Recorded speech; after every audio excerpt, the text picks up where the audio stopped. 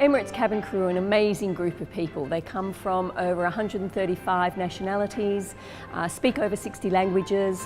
They come from all walks of life. They have incredibly rich backgrounds. We have people who are MBAs, doctors, lawyers, paramedics, people from the hospitality industry, people who've flown for other airlines before they come and join us. Year on year, we have over 120,000 applications to become Emirates cabin crew, and so that makes our applicants who do come and join us the top 5%. So they're a pretty special group of people.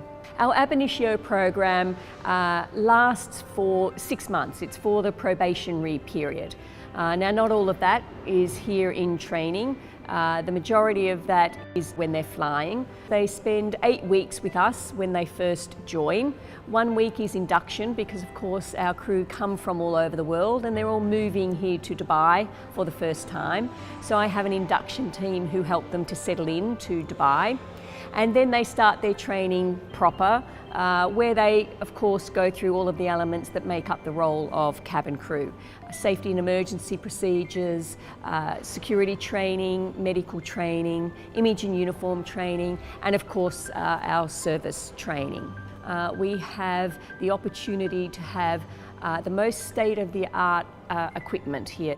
We have simulators for our safety and emergency procedures that are multi-million-dollar simulators. They operate on 3 axes. That means that we're able to give the cabin crew a realistic impression and feeling of what a whole range of incidents would be like. I know that they're not going to have to deal with most of those in their careers, but of course we want them to be not only competent, of course, but we want them to be confident in what they're doing. We also have a real firefighter trainer, a separate venue for that, so our cabin crew get to fight real fires. We have separate classrooms for image and uniform training.